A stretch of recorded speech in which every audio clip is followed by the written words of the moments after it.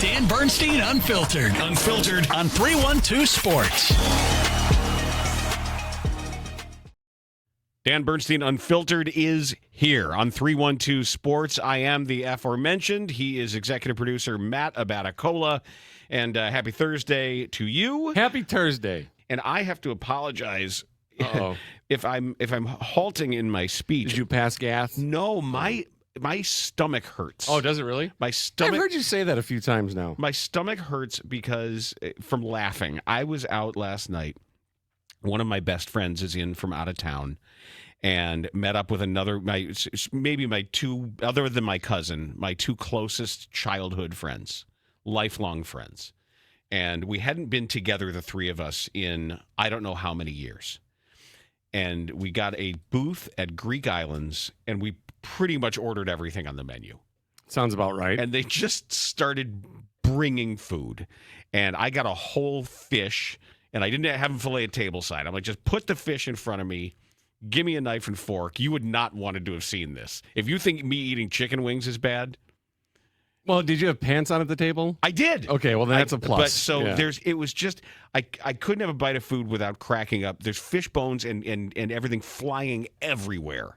But, oh, my God, a big old sea bream grilled on that grill with lemon and olive oil and just salt and pepper.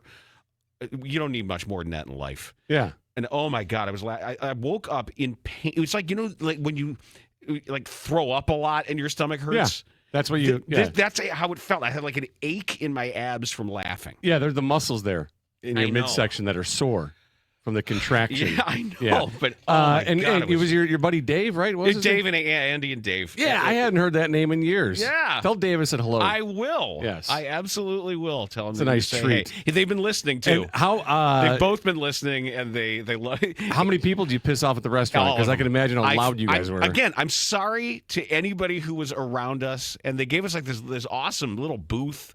So we felt sort of tucked away. Yeah. But we were loud. Haven't been there in a while, Greek Islands. Always like going. Why not? Like the first course, comes right at you. Yeah. They go get all the scordalia and the tarma salata and the tzatziki. It's so good. It's so good. Yeah, my buddies who owned a Greek restaurant right in Libertyville, they closed down their location. So I miss going there because I love. You told me about that. And also whole fish, right? Yes. I did everything. They were unbelievable. That's where I first learned about the Ora King salmon. Okay. Which I'm gonna get you some and send it to your house. You need to try. I mean, this. I actually have a freezer full of salmon because my friend's buddy got back from Alaska with all this vacuum packed, fresh caught salmon. So I'm working through that. But Well, no, I'm gonna send you some so you can give it a try.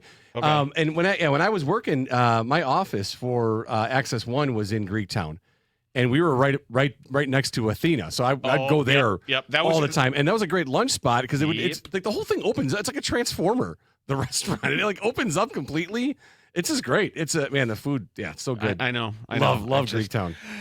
Okay. Ow. All right, you good? You gonna be able to get through it? I think I am. All right, no laughing today then. That's right. I never. This is damn it serious. It's unfiltered. We are always we're so unfiltered. We're completely serious, except for the camera, on which there is a filter to make my face look younger. I was wondering if you were going to say it or not. Of course, I'm going to say it. Why wouldn't I say it? So it's like Beth to bring it out of you. Beth busted me. I love it. Yeah. Beth busted me. She said, "Let me ask you something." She goes, "I was watching your show on YouTube." She goes, "You look cute." It's weird. No, right. You look palatable. Like, right. I don't want to throw up. I kind of want to do you now, well, but just on camera. That's a different filter.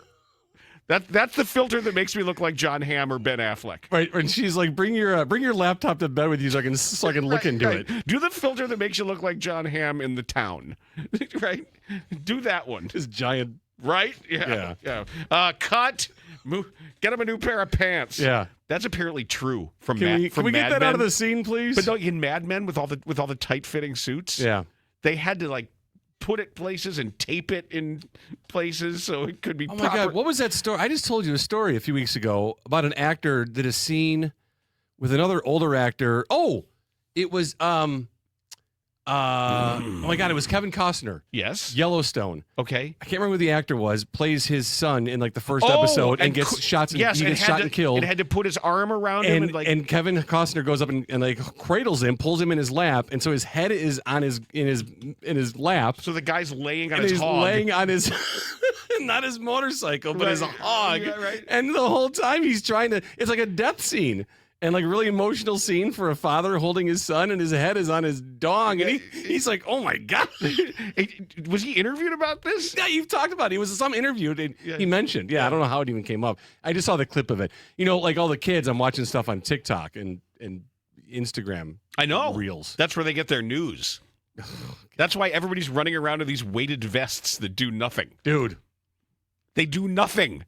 Read the science. They don't do anything. Natalie loses her mind when we see people in the neighborhood walking with them with weighted vests. Dude, now you're not a hockey player. Now there's couples wearing them, walking and holding hands. Wear them so they're heavy enough that you fall down, that you can't move, right? Or get up ever lying again. there like a turtle.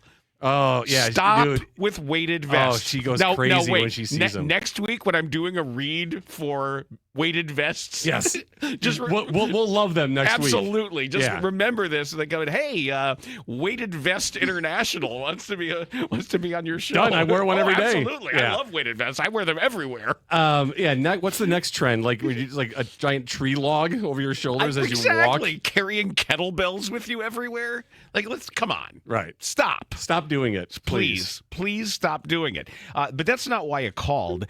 And I didn't call. I know why you did.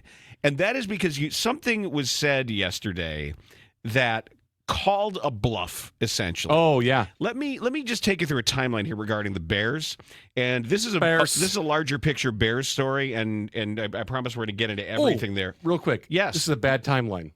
I'm gonna without even knowing it, I'm gonna say it's a bad timeline. So I should coming up on this edition of Dan Bernstein Unfiltered, we're gonna talk about what Governor Pritzker said yesterday that just brushed aside Kevin Warren and whatever he's meant to the Bears, whatever he was supposed to do, has kind of already died on the vine here. Well, I know you'll talk about it, but they chopped his legs off before he had a chance to walk. I think so. We're going to discuss the upcoming game and Bears expectations. That's what I'm going to start calling him from now on, is Lieutenant Dan. Lieutenant Dan.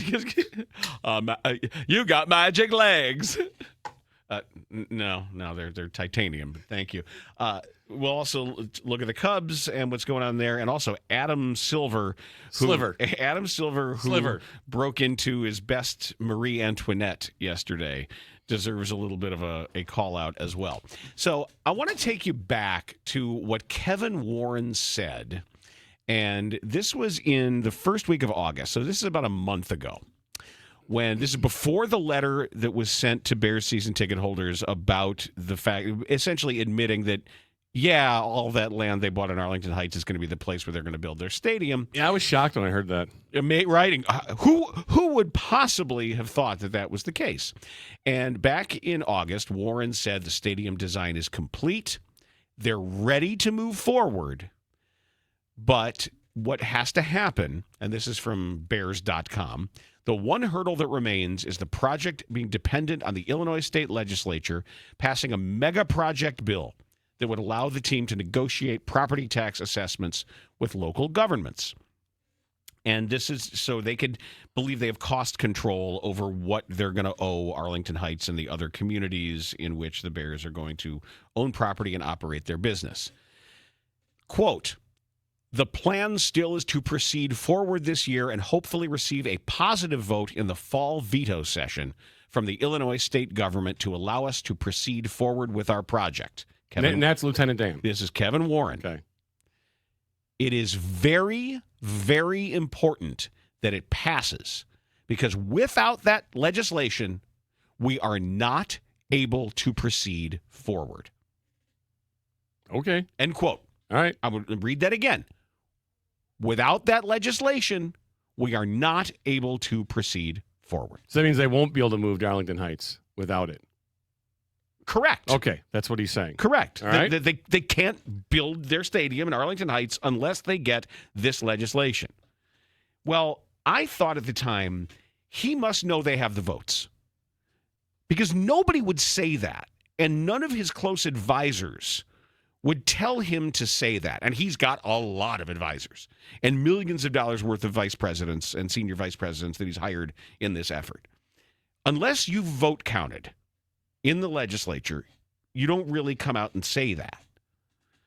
So what happened? Well, this is Pritzker yesterday.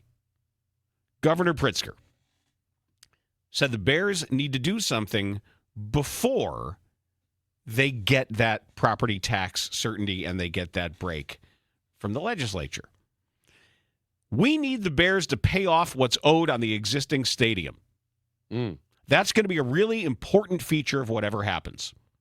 Now, that is the loan that covered the spaceship. The UFO, yeah. The 2003 renovations, not the UFO that absorbed the Hellfire missile and kept on flying, right. No, this thing would not. So that money isn't paid off. You know the balance on that loan? $83 million. $534 million. Whoa, that's higher than I thought. $534 million is the remainder of that loan. That's the balance. And the governor said that when it comes to the Bears, quote, if they want a bill or some other help, we're going to make that a prerequisite. I don't think there's any gray area here. No, I don't. Yeah, he's not giving any wiggle room. The governor said he hasn't talked to the Bears in a few weeks. So why would Kevin Warren say we need that legislation or we cannot move forward? I mean, we're not able to proceed forward. I like your thought that he had the votes and he knew the count. You have to. And maybe this is the governor feeling himself because he's been feeling himself lately. Maybe just stepping up, being like, yeah, guess what? Guess what? Guess what, Lieutenant Dan? I need $534 million before anything happens. It's more than that. Because that is not even the penalty that they're going to owe. There is also, on top of that, the Bears would have to pay a penalty. So we know... Is it 15 yards? Well, in 2021, the Tribune estimated this at $84 million in 2021. Just a million real close. Over. And then, so trying to do some back of the envelope math, that would have been in 2021. That was to break ground in 2026. So we move everything up a little bit. I think it's probably around $50 million. Whenever their timetable is now, and the further you push it down, the less it's going to be. Yeah. Now that phrase, the back of the envelope math. Do you often carry envelopes? Because I'm wondering how that phrase do you have envelopes on you at all times in case you have math you need to do? Can I be honest? Yes. It's back of Sudoku math. So here's my scratch paper. Oh Jesus! Is that what's up, Grandpa font? It's how it prints. Oh, what? This one printed normal. Okay, whatever, Gramps. Are you chilly too? You need your shawl, Grandma. My lap blanket. You have your bag of secrets. That's not secrets. It's something else in that bag. But Grandma, they're not secrets, and you keep throwing them at people. Ow! $600 million. That was the number that I circled. Okay, that's probably we're looking at it right now. He's telling them, you, Kevin Warren, said we need this legislation or we can't proceed forward. And the governor says, no legislation and give us all this money and that's it. That seems fair. So now what? It seems right. So what's Kevin Warren going to do? Well, that's it. You don't get your jobs because they keep saying he's going to create all these jobs. It's a jobs bill, and how dare the state legislature prevent them from giving people it's gonna, jobs? Yeah, create infrastructure and jobs, sure. And it's gonna change the Northwest Illinois corridor. Economic impact and all that, which is always vastly overstated. But again, remember the timeline because this is your organization, the Chicago Bears, valued at $8.2 billion, by the way, just recently by Forbes.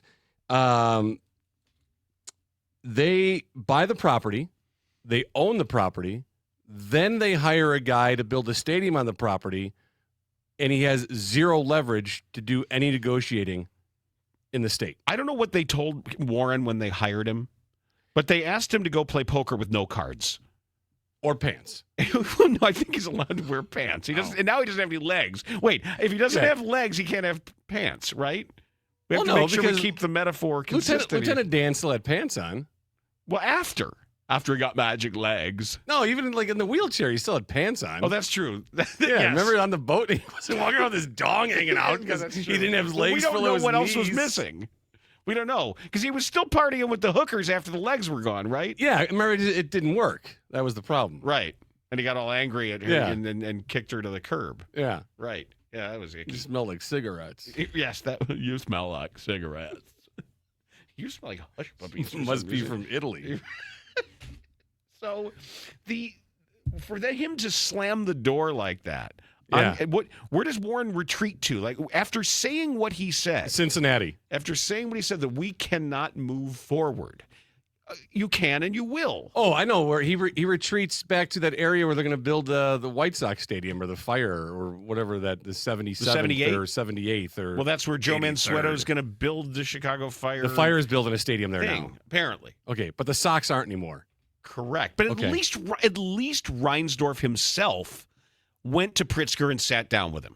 That's sort of the difference here. Is that if you're going to ask for the money, say what you want about Jerry. At least he's the guy asking for it. Where the Bears always have first, Michael was dealing with Daly, and Michael McCaskey was too weird, and basically Daly said, "I'm not dealing with this weirdo." Yeah. So they deputized Ted Phillips to be the honorary McCaskey because Phillips at least wasn't too weird for Daly. Great guy, by the way. Ted Phillips. Oh, agreed. my God. Agreed. Yeah. Really good guy. Always was. And I haven't talked to him in forever, but yeah, good guy. And they figured out whatever this was with this loan, and Phillips got that done. Well, they need Kevin Warren because George McCaskey won't go ask for money. Here's one. There's two things here that are really important for me when it comes to this story. Number one of the biggest travesties in all of sports is that the Chicago Bears do not own their own stadium. I think it's an absolute joke. Of all the stories you could pull out in sports, the fact that the Chicago Bears do not own their own stadium is an absolute friggin' joke. The second thing is this, that Kevin Warren needs to realize that as important as it is to him about the Bears' new stadium, it's not that important to the people in Illinois, the leadership in Illinois. It's not. It's not. And you're not going to make it important to them. You're right. It's never going to be important for them. And you don't make it any more important by getting your ass kicked in a fourth quarter on Monday Night Football. Correct. When people hey, you relax, mister. It's only one game. There's plenty of time. You're jumping to conclusions. Are you making fun of what I was saying yesterday? No, Are you making fun of me for being the voice of reason? No, but I'm irritated. I get the sense that you're subtweeting me. I'm irritated. Okay. Are we doing that here? Or are we doing that in Forward Progress? Forward Progress. Because and wait, I'm still unfiltered there also, right? I'm unfiltered. Okay. I think you're filtered. So I can't swear. It's going to be hard. Oh, I didn't even finish the story about being filtered. Oh yeah, that's right. That's right. Promise. See, bring it back around. It's the long walk. Yeah. So Beth ain't walking. So Beth is watching, and she's like, do you have a filter on your face? And I said, yeah, I just click the box that says improve skin appearance. She goes, yeah, it's obvious. She said, it hides all of your lines very well. Wow. And I said, are you complimenting me? She said, no. I'm just. She said, it was backhanded. Yeah, but I said, so you think I look good on the thing? She's like, yeah, it looks good. You look a lot younger. So she didn't say you look good. She said it looks good. It looks good. I think she was complimenting me on my judgment to have at least make the decision to do it. Well, you're welcome. And then she of course pointed out the irony of the fact that there's an actual filter on my face on a show referred to as unfiltered. Unfiltered. Right. She's like, it's an essential lie. It is. Well, yeah. This whole thing's a lie. Yeah, but I'm being transparent about it, even if the camera itself isn't completely. Right. Well, you're being unfiltered. Right. See? So that cancels that part out. Yes. It makes up for that. The Bears are meeting the Lions in Detroit, and I'm hearing the fatalism set in already. And it's like, the Lions coming off a loss. My first thought was the Lions are just going to boat race the Bears because they're way better and coming off a loss. So the Bears, in the defeatist land that we live, why can't we say, hey, the Ben Johnson coached Bears, the prideful Bears are coming off a loss. They're going to be tough to beat. And then I say it, and you know what the problem is? I don't believe it. I don't believe myself when I say it. Yeah, I don't either. Right. Because it's unreasonable to think that the Lions aren't going to be motivated with actual goals this year. A divisional game for them when they're trying to win the Super Bowl. Yeah, one thing that, and we'll get deeper into it on Forward Progress, our Chicago Bears podcast, which will drop later today after DBU. The whole idea that, hey, just be patient. You really need like 4 to 6 games to figure out what this is. It's a new regime. And, preseason isn't what it used to be, and training camp and, preseason stuff isn't what it used to be. These guys need time to come together and develop and see live action, even though, again, he sat out of one preseason game deliberately, the first one, which apparently might have been a good one to play because the Dolphins look like they're horse shit. So here's the thing on it. Remember what the Bears were last year after 6 games? 4-2? They were 4-2, and I believe Caleb Williams was the quarterback. Mm-hmm. Okay. What did you feel after 4-2 last season? Not great. Not great, right? But you had a 6-game window, which apparently is a time frame that you can then use to, because one game is not enough to judge a team or a player or a coach. Apparently, that's what I'm learning, because you have to have really low expectations and be really stupid in order to evaluate, and not trust your eyes. Not trust your eyes. Oh yeah, the guy wasn't open. He ran the wrong route. Well, it wasn't Caleb's fault. It was the star wide receiver on your team who's salary cap hit is the second largest on your team this year. It was his fault. He ran the wrong way. You talking about the Kurt Warner observations? Don't mind the fact that the goddamn ball landed out of bounds. He ran the wrong route. He had to adjust the pass mid-throw because... Yeah, and it ruined up his footwork because he turned over the wrong shoulder. It wasn't his fault that his footwork's bad and was bad multiple times. It's not his fault that he had the worst off-target rate in week 1 of the NFL. It only took us 1 game for a guy in his second year. But all these excuses I understand some of the J.J. McCarthy. He'd never played a down of NFL football before. Never. Right, and it showed in the first half. But then they completely fixed it because of coaching in the second half. But here's the point. You had 6 games last year because 1 game is not enough to see with your eyes. You need 6 to be able to see. 6 games last year, they were 4-2, and all it took was 1 play, 1 collapse that derailed an entire season. A miracle play in the 4th quarter of Game 7. And your entire structure crumbled. Mm-hmm. For what, a 10-game losing streak? Mm-hmm. And everybody called it at the time. Everybody said, that's the kind of play that is symbolic of complete dysfunction, right? And also the kind of play that can linger into the remainder of a season. And I'll be damned if it didn't happen. So don't tell me that I can't watch 1 game and have higher expectations for Caleb, for Ben Johnson than you did and be criticized for it, because I saw 6 games last year and they weren't a 4-2 team. They weren't. He wasn't a 4-2 quarterback. Their record reflected something they weren't. Now, this record can reflect something they're not this year. They can go 0-3 and still not be that bad of a team. But I know what I saw in Game 1, and I didn't like what I saw, period. It's that simple. I mentioned tomorrow. It's also Feedback Friday tomorrow. Yes. We really enjoyed doing it the first time. Oh, and there's more feedback now. Exactly. Here's the good news. I know you love this. I put this out on socials. You want to email us. And there are some people that rather than just put a little social media note or DM together, some people like to sit in their thoughts a bit and let them marinate. Email us at either show. You can email us at the network address is what it is. It's Matt. He's Matt. Matt at 312sports.com. Dan at 312sports.com. It's not really hard. That's really easy. So the network is 312 Sports, and it's our first names. That's it. Yeah, he's Dan, and I'm Matt. It's easy. Thanks for we've gotten emails already, so thank you. A ton, and yeah. I can't respond to everyone. I do try. I can't respond to every note in everyone, or people asking for jobs. I can respond. I haven't. I'm sorry. Okay, I have tried. You've tried. I know you're a nicer guy than I am. No, it's not. No, you are. You're a nicer guy than I am. I'm trying to be a clean desk. I like a clean inbox, clean desk. I like to move things along. I don't like to have stuff hanging over my head. So I've been trying to do more of that. Do we have a quick check on where the Cubs are after last night's 3-2 victory with a sterling effort from their bullpen? We do. It's one of my favorite parts of the show is our Cubs wild card check here. The Cubs are off today, Dan. They did have that 3-2 win over Chris Sale and the Braves. Sale went 5. He struck out 9, did allow those 3 Cubs runs, though, on 7 hits. Nico led off 3 for 5 last night. Carson Kelly added another solo home run. Turner Suzuki had the other RBIs. Jameson Taillon making his first start in a while, went 4 1/3, 2 earned runs, 6 hits. Bullpen did some work, 1 hit though in 4 2/3. Kittredge looks like he's the new closer. Earned his 3rd save on the season last night. So the Mets and Padres both lost, so the Cubs extend their wild card lead to 4 games better than San Diego.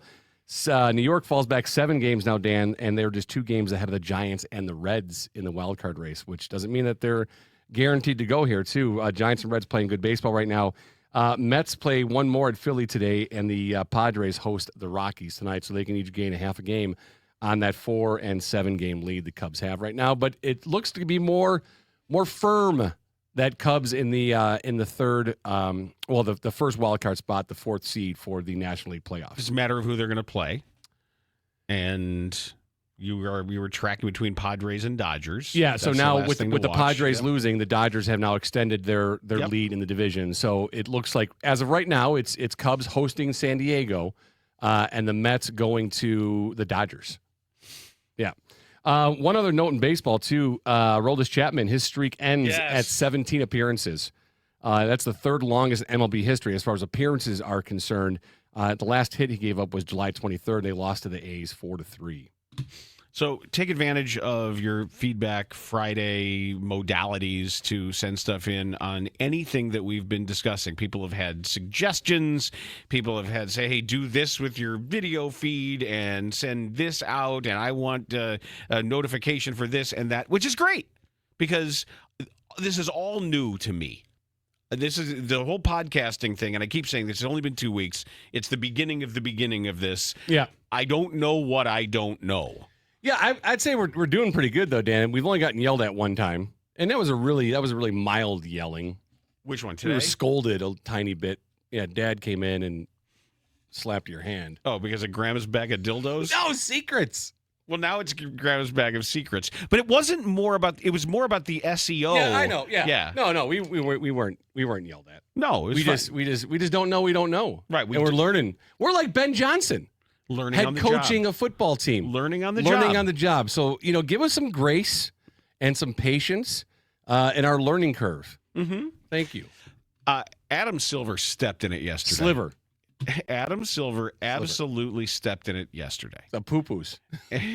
And we know that the cost of watching an NBA game is going up commensurately with the cost of attending an NBA game. Yeah.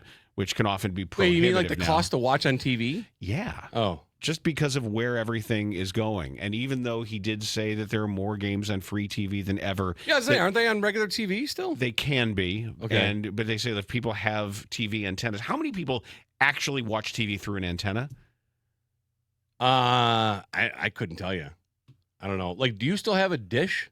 Yes. There's a dish on my house that was there when we moved in. I haven't taken it down yet. Yes, I still have DirecTV, and I still have... And I don't have an antenna. So... And I actually do. We have one in the attic that we just sort of put in there, I guess, because we could. Yeah. I don't remember why. We keep Grandma in the attic. With her bag. Yes. She can't hit us from up there. She can lean down and chuck them from there. Oh, no, that thing's locked. Okay. She can't get out. No, we don't have an antenna. We just whatever we can stream, and then I have cable, regular cable. Right, but very few people actually have an antenna, even if that is where sort of like what we went through here. I still can't find NBA games with CSN. Yeah, but you don't want to find NBA games. That's right. That's the difference. My bad. Right. Yeah, it's not looking. I just don't. Yes. So it was Rachel Nichols of Fox Sports that asked the question of him yesterday when he was answering questions. She's on Fox about the Kawhi Leonard thing. She's been on Fox for a while now. I think so. Well, she was on ESPN for a long time, wasn't she? Right. Yeah. Right or no? Yes. Oh, I didn't know she was on Fox. I didn't know that she was Mike Nichols' daughter-in-law. No. Yes. Really? Yes. All right. You need to bring us every day a surprise in the daughter category. Because yesterday it was White House press secretary. Yes, Susie Wiles is Pat Summerall's daughter. Yes. And then today, Rachel Nichols, the daughter-in-law of Mike Nichols, famed director and comedian Mike Nichols. Interesting. So get one for tomorrow. Oh, geez. Now those are the expectations, Dan. I'll work on it. But hey, they can't be too high, though. I don't want the expectations. Oh, no, you want those Bears expectations. Yeah, no, lower them. You want them up. Got to be too low. Yeah. Oh, Caleb's so cute. He'll be fine. Oh, really? Give Ben Johnson time. Jesus. Okay, well, I do, but... How much is he making again? What is it, like $13 million a year? Something like that. Something like that, yeah. Sorry, I keep interrupting your story. Rachel, Adam you're on Adam Sliver. She asked the question. He said, there's a huge amount of our content that people can essentially consume for free. I mean, this is very much a highlights-based sport. So Instagram, TikTok, Twitter, you name it.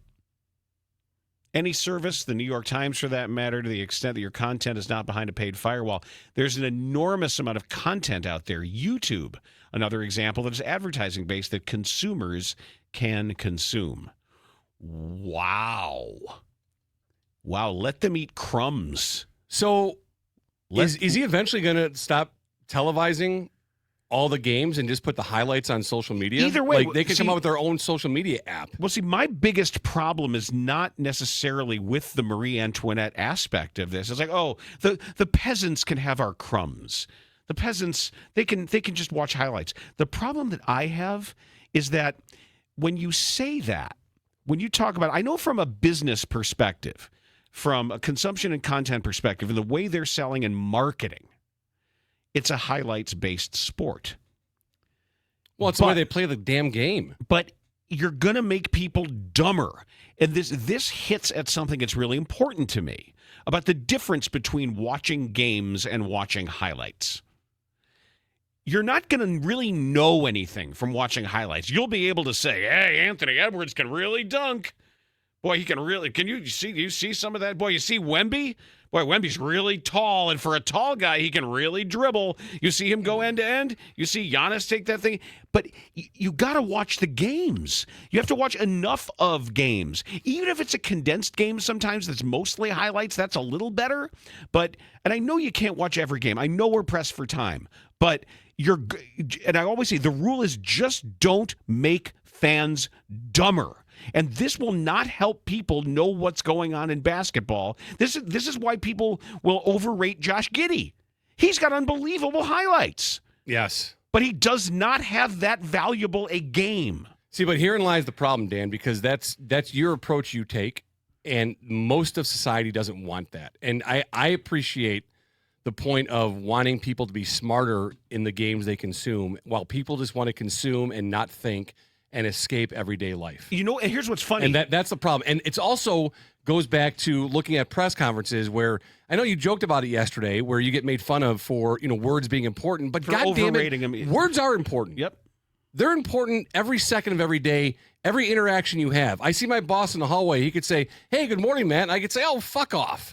Words are important. Don't say that to him. I'm not. One of the nicest people I've ever met in radio. I would never say that. Yeah. I love him. And that's why it's important to look at and examine and hear what's being said. Because you catch a guy like Ben Johnson, again, I'm going to cut him all the slack in the world because it's only his first time. What could I expect of him? All roads lead back to this for you, huh? Well, Dan, I'm pissed off about it. It's like, oh, no one got hurt. We're good. I haven't seen the injury report. Oh, no, I talked to him on text. He's fine. Which is it, dude? Like, those things are important. It shows a matter of control. That's where it is for me. It shows that you're in control. And at $13 goddamn million a year, you need to be in control of everything. Because you sound like Matt Eberflus. And you sound like Matt Nagy. And you sound like Mark Trestman. And you sound like all the shit I've had to sit through as a Bears fan and watch. Those were my expectations. Don't be bad. I'm sorry. I was just getting out of your way there. I know, because we have a whole Bears podcast coming up. And we're going to hear from Caleb. Oh, it's only one game. Relax. All right. No, I don't want to relax. I had high expectations for him and for well, this they're year. too damn high. And lower them. And for, what was it, $100 million spent on the interior of the offensive line. It was terrible. Bad. You can't evaluate what you saw until you watch 6 games, Dan, so stop it. Oh, really? Yes. So moving forward, No commentary on the games on forward progress until Game 7. I would also like it, as much as I compliment the Bears beat, I would like a lot more direct questioning of this guy rather than can you talk about or characterize or what do you see in common? What, when, where, why, how. A lot of why. Why did this? Why did you do this? Why? All right, sorry, I derailed you on Adam Sliver and okay. Marie Antoinette. No, it's just the problem that I have is that, one, he's going to make people dumber. And you look at the example of baseball. And yeah, baseball is pricing out a lot of people too when it comes to attendance and viewership. See, that is a highlight sport. There may be 4 high leverage moments in a game. And baseball, because it's an individual sport and not a team sport, you can identify moments in a baseball game and provide statistical context. There aren't all of these people moving around in space. There aren't amoebas out there in Brownian motion that you're tracking all the time. Yeah. That baseball's different. And baseball, understood, we got to shorten our games. We got to do that. We got to shorten our games. Yeah, I like the stuff they've done. Because games are great. You can watch a game. Yeah. And see stuff and get all that context. But I also didn't care if the games were 3.5 hours. If I wanted to watch a game, I'm going to watch a game. That's because you're an old. I am an old. Yeah. Well, technically, you're not quite yet. Like, you're still in the demo. But I didn't like that from Adam Silver. I always thought he had a really good understanding of the pulse of much of his fan base. But say, hey, we'll give you dribs and drabs and the breadcrumbs of these little highlights that come by. You'll see the highlights, enough to buy stuff. All right, there's 2 things here. Number one, I'm going to disagree with you about baseball being priced out, and even with basketball too. There's secondary markets out there that you could find seats affordable for funny. you. Because you really can. I'm the same guy the issue. My son goes to Pelicans games for $3. Dude, yeah. They're out there. Yeah. And here's the issue. It's about convenience for you as a person. That's what people don't want. People don't want to be inconvenienced of getting down to a game at Wrigley. And they say, oh, it's too expensive to go. You could find tickets for $20. Yeah, you could take the train down there. You might have to take a Metra and then the L. But no one wants to do that for a game. The ticket prices are out there. They are. They're 100% out there on the secondary market. You can find affordable ticket prices. I don't make a ton of money. I can find ticket prices. I've taken my kids to games outside of the state of Illinois. I can find ticket prices in secondary markets that are affordable. You can do that. It's not impossible to do. The other thing is, and I get this because you and I are very different in the way we watch movies, and I think people consume sports differently. You only watch highlights of movies? I just watch trailers, and then I say, right. 3 slices of pie. Right.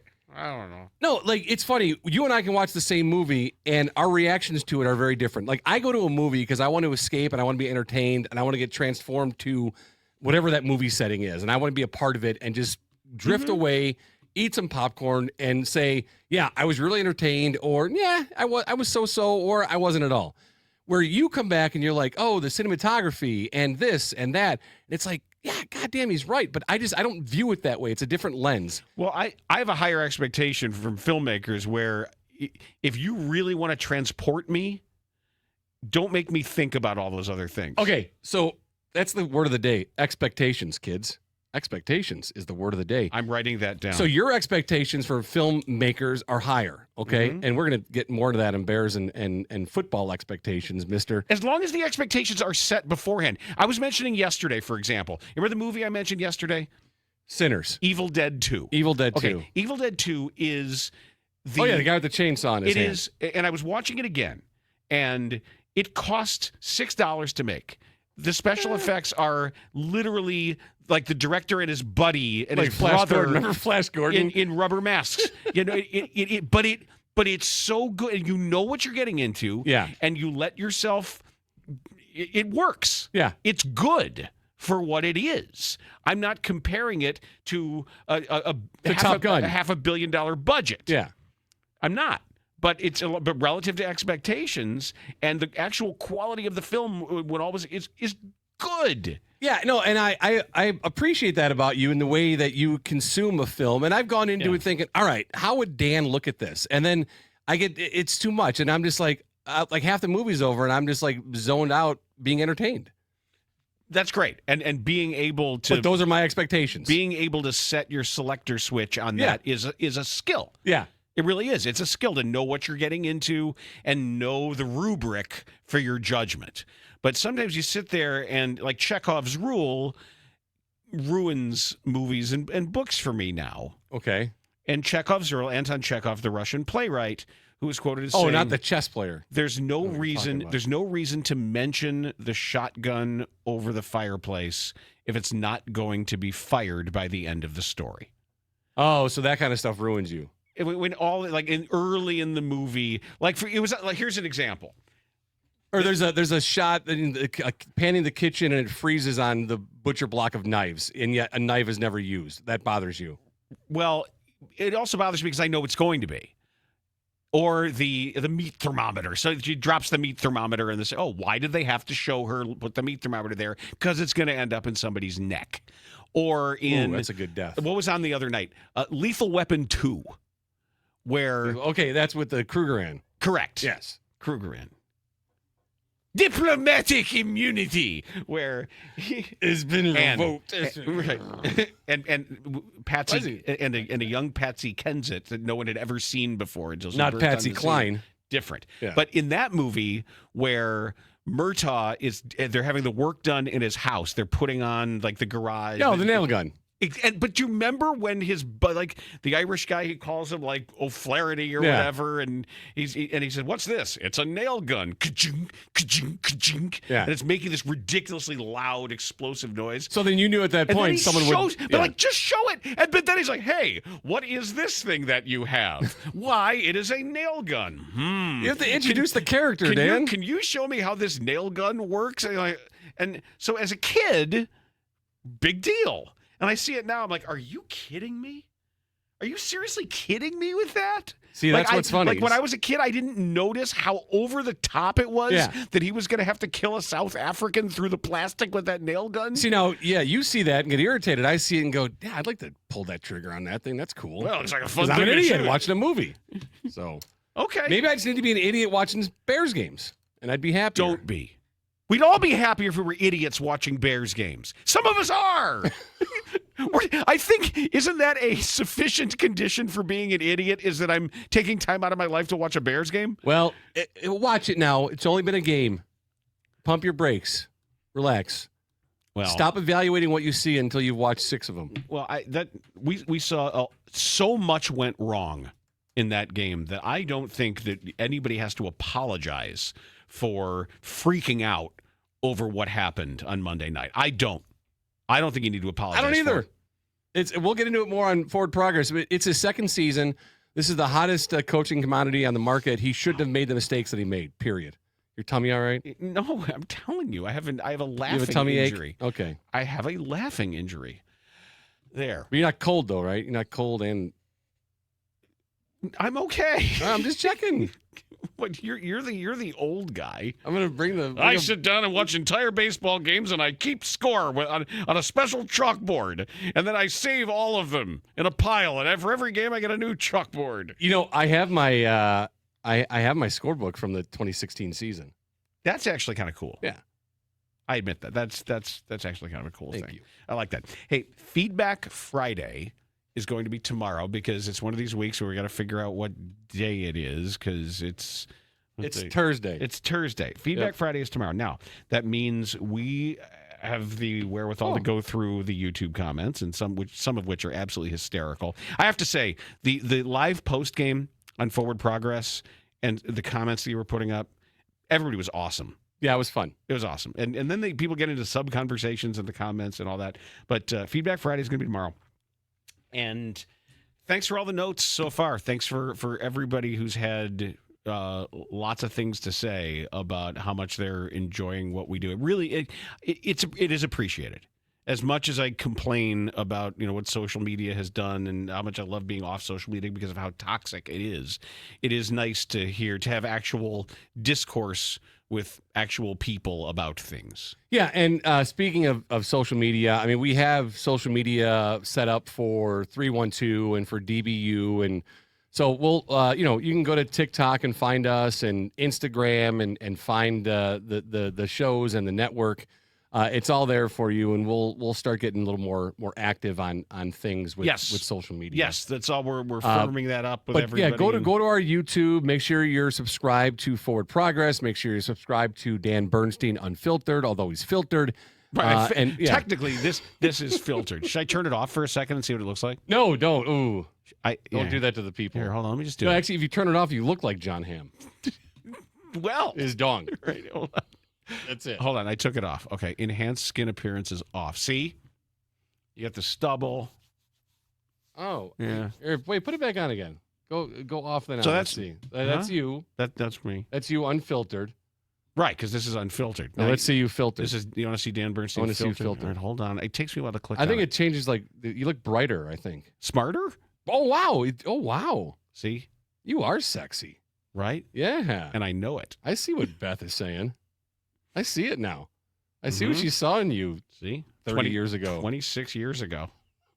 Right? That's why I was fat too. Yeah, you were fat, and that's the funniest thing. Oh my God, it's you, and your hair was really dark.